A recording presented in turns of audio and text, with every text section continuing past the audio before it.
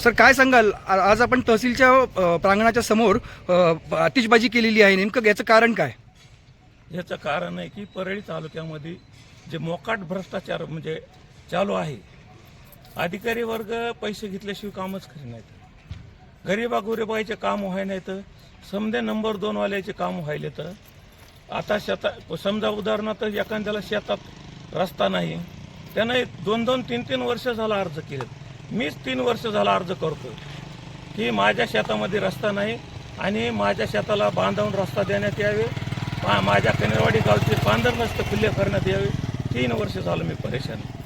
पण हे अधिकारी वर्ग खुर्चीवर एक बसन आहे आणि काही पुढाऱ्याच्या म्हणण्यावरच फक्त इथं काही अधिकारी आहेत.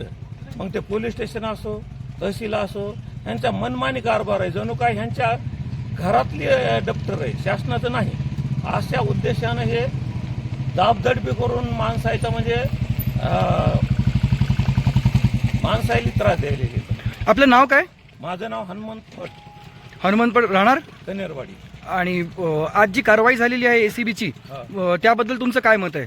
नाही, असं व्हायलाच पाहिजे, कारण प्रत्येक ज्याचे ज्याचे काम येतं आणि ज्यांना कोणी अधिकारी पैसे मागत असेल तर त्याच्यासाठी आता पर्याय म्हणून हाच उपाय आहे की आता ज्यांनी रिश्वत मागितली त्याला अँटी करप्शन ब्युरो किंवा जे काय मीडिया समोर आणणे आणि ह्या लोकांचे नार्को टेस्ट करा. ज्या की इथं एक साधा तलाठी आणि त्यांचे 5-5 ठिकाणी बंगले येतात, त्यांचे 10-10, 20-20, 25-25 एकर शेती इतका प्लॉट आहेत ह्यांचे की इथं 20 वर्षापासून काही मंडळ अधिकारी इथं, तलाठी इथं, जणू काय ह्यांना असं ह्यांच्या हक्काचं ही परळी शहर असे म्हणून इथे येऊन बसलेले इथं.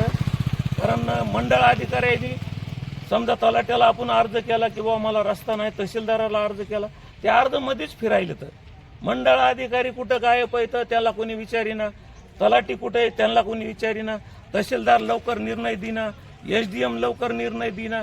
म्हणजे हे नियमाप्रमाणे कारवाई कुणालाच करी नाही. तर हे मिली भगत आहे समधी.